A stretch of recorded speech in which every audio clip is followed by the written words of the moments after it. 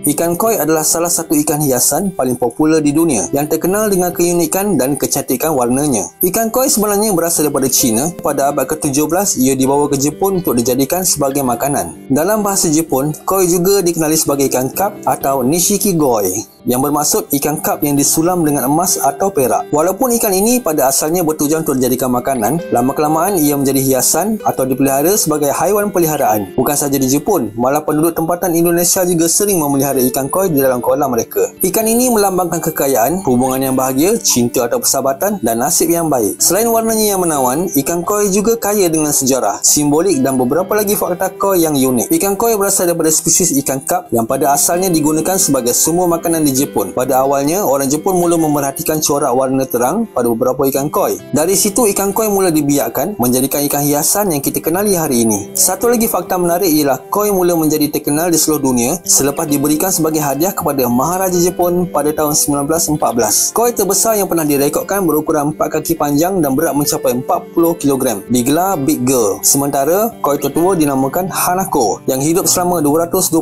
tahun, dari tahun 1791 hingga 1977. Pada masa ini, terdapat 24 jenis koi yang diiktiraf, bermula dari Kohaku, Taisho Sanke, Showa Sanshoku, Kiko Kuryu dan Yamabuki Ogon. Warna-warna terang yang menjadikan ikan koi begitu menarik dan juga boleh menimbulkan cabaran bagi ianya. Warna-warna yang menarik ini menarik pemangsa seperti burung dan kucing. Oleh itu, pemilik kolam ikan koi perlu menyediakan perlindungan tambahan seperti kawasan yang teduh dan membina gua kecil untuk ikan ini berlindung dari burung pemangsa. Dengan warna-warna yang menawan dan pelbagai ciri uniknya, ikan koi bukan sekadar ikan hiasan, tetapi juga simbol nasib yang baik dan keindahan yang tidak ternilai. Harga ikan koi bermula dari RM18 sehingga boleh mencecah 7.27 juta seekor.